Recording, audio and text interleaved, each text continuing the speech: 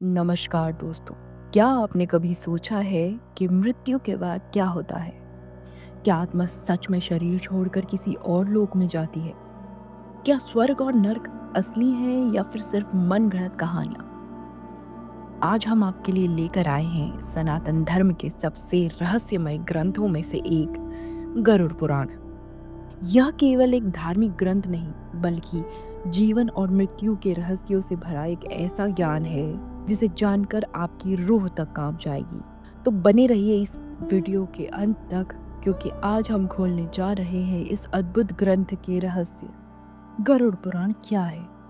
पुराण हिंदू धर्म के 18 महापुराणों में से एक है। इसे स्वयं भगवान विष्णु ने अपने वाहन गरुड़ को सुनाया था। इसमें कर्म, मृत्यु, आत्मा, पुनर्जन्म और यमलोक की रहस्यमय कहानियों का उल्लेख है। यह ग्रंथ हमें सिखाता है कि कैसे हमारे कर्म हमारे अगले जन्म, मृत्यु के बाद की यात्रा को निर्धारित करते हैं। किसी की मृत्यु के बाद गरुड़ पुराण का पाठ करना पुरानी मान्यता है।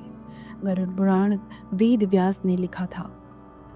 शास्त्रों में बताया गया है कि जिस व्यक्ति ने जन्म लिया वह एक दिन मृत्यु को अवश्य ही प्राप्त होगा।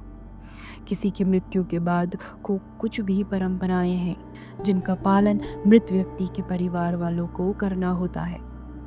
इन्हीं परंपराओं में से एक है किसी की मृत्यु के बाद घर में गरुड़ पुराण का पाठ करवाना। शास्त्रों के अनुसार पगड़ी रस्म तक मरने वाले व्यक्ति की आत्मा उसी के घर में निवास करती है और वह भी यह पुराण सुनती है। गरुड़ पुराण का धार्मिक महत्व यही है कि मृत व्यक्ति की आत्मा को शांति और मोक्ष मिले। आमतौर पर लोगों के मन में जन्म और मृत्यु से जुड़ी कई प्रश्नों के उत्तर जानने की उत्सुकता रहती है। जब किसी इंसान की मृत्यु होती है तो परिवार के शेष सदस्य यही सोचते हैं कि मृत्यु क्यों होती है। गरुड़ पुराण में जन्म मृत्यु से जुड़े इन सभी सवालों के जवाब बताए गए हैं। पुराण में भगवान विष्णु की भक्ति और उपासना का महत्व बताया गया है। इसमें श्री हरि के 24 अवतारों की कथा है।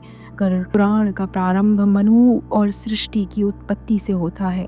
इसके बाद अन्य पौराणिक कथाएं भी हैं। सूर्य, चंद्रमा आदि ग्रहों के मंत्र, शिव पार्वती पूजन का महत्व, इंद्र, सरस्वती और 9 शक्तियों की भी जानकारी इस पुराण में दी गई है। मूल गरुड़ पुराण के 2 भाग हैं।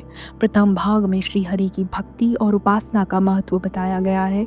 दूसरे भाग में जन्म और मृत्यु के रहस्यों को बताया गया है। पुराण में अलग अलग नरकों का उल्लेख है। मृत्यु के बाद आत्मा का क्या होता है, उसका किस प्रकार की दूसरी योनियों में जन्म होता है और पितृ कर्म का महत्व बताया गया है। पुराण में बताए गए रहस्यों को समझने के बाद मृत व्यक्ति के परिवार वालों को दुख सहने की शक्ति मिलती है और वे जीवन में आगे बढ़ने के लिए प्रेरित होते हैं। इस पुराण का ज्ञान यही प्रेरणा देता है कि हमें जीवन में अच्छे कार्य ही करना चाहिए। सभी जानते हैं कि जैसा कर्म करता है वैसे ही फल मिलते हैं। यही बातें पुराण में बताई गई हैं। पुराण के अनुसार कर्मों का फल व्यक्ति को उसके जीवन में ही मिलता है। साथ ही मरने के बाद भी कर्म अच्छा बुरा का फल आत्मा को भोगना पड़ता है। इस ज्ञान को प्राप्त करने के लिए किसी की भी मृत्यु के बाद अवसर निर्धारित किया गया है, ताकि उस समय हम जन्म और मृत्यु से जुड़े सभी सत्य जान सके और मृत व्यक्ति के बिछड़ने के दुख को सहन करने की शक्ति प्राप्त कर सके।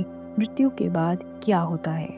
पुराण के अनुसार जब किसी व्यक्ति की मृत्यु होती है तो उसकी आत्मा एक सूक्ष्म शरीर धारण कर यमदूतों के साथ यात्रा पर निकलती है। इस यात्रा को प्रेत यात्रा कहा जाता है।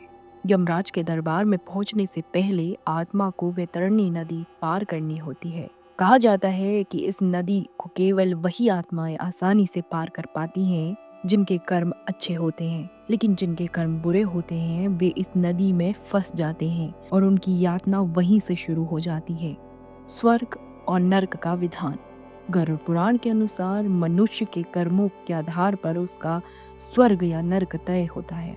स्वर्ग में वे आत्माएं जाती हैं जिन्होंने अपने जीवन में पुण्य किए हैं। वहाँ अप्सराएं होती हैं, सुंदर महल होते हैं और सभी इच्छाएं पूरी होती हैं। लेकिन अगर किसी के कर्म बुरे रहे हों तो उसे नर्क में भयानक यातनाएं सहनी पड़ती हैं। कल्पना कीजिए, सोचिए इसे। अगर कोई अपने जीवन में चोरी, हत्या, झूठ या अन्य पाप करता है तो उसे नर्क में भयंकर दंड भोगने पड़ते हैं। गरुड़ पुराण में बताया गया है कि वहाँ 28 प्रकार के नर्क होते हैं जहाँ अलग अलग दंड दिए जाते हैं।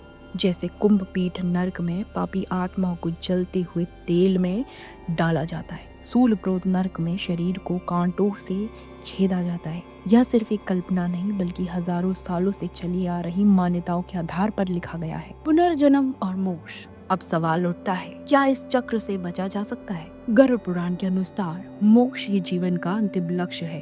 अगर कोई व्यक्ति अपने जीवन में सच्चे धर्म का पालन करता है, अच्छे कर्म करता है और भक्ति भाव से रहता है, तो वह इस जन्म मृत्यु के चक्र से मुक्त होकर मोक्ष प्राप्त कर सकता है। एकादशी व्रत। एकादशी व्रत को ग्रंथों और पुराणों में श्रेष्ठ बताया गया है। गरुड़ में तो इसका महिमा का खूब बखान किया गया है। जो व्यक्ति एकादशी का व्रत रखता है वह सभी कष्टों से बचा रहता है, उसे उस व्रत का निश्चित ही लाभ मिलता है। एकादशी व्रत रखने के कुछ नियम होते हैं। इस व्रत को नियम अनुसार ही रखना चाहिए। इस दिन सिर्फ फलाहार ही लेना चाहिए, किसी भी प्रकार का व्यसन नहीं करना चाहिए, तभी यह व्रत फल देता है। ज्योतिषियों के अनुसार इसे रखने से चंद्र का कैसा भी बुरा असर हो वह खत्म हो जाता है। तुलसी का महत्व समझें। हालांकि तुलसी का महत्व गरुड़ पुराण के अलावा अन्य कई पुराणों में भी बताया गया है। तुलसी को घर में रखने से सभी तरह के रोग से मुक्ति मिलती है। इसका प्रतिदिन सेवन करने से किसी भी प्रकार से व्यक्ति को कोई भी रोग नहीं हो सकता। तुलसी को अपने घर में स्थान देने तथा जल देने से अवरुद्ध रास्ते खुल जाते हैं। इन्हें भगवान के प्रसाद में सेवन करने से सारे शारीरिक मानसिक विकार दूर होते हैं। विष्णु जी की पूजा के पश्चात इनकी पूजा करने से बहुत फल मिलता है। मंदिर और धर्म का सम्मान करें। किसी भी देवी देवता या धर्म का अपमान करने वाले को एक दिन जिंदगी में पछताना होता है, वह नरक में जाता है। गरुड़ पुराण के अनुसार ऐसे लोगों के बारे में बहुत कुछ लिखा गया है। गरुड़ पुराणानुसार पवित्र मंदिर आदि जगहों पर स्थानों पर गंदे काम करने वाले, अच्छे लोगों को धोखा देने वाले, किसी के एहसान के बदले उन्हें गाली और उनका दुरुपयोग करने वाले, धर्म वेद पुराण शास्त्रों के अस्तित्व पर सवाल उठाने वालों को नरक में कोई नहीं बचा सकता। गरुड़ पुराण केवल मृत्यु के बाद पढ़ने का ग्रंथ नहीं है, बल्कि इसमें जीवन की गहरी सीख छिपी हुई है।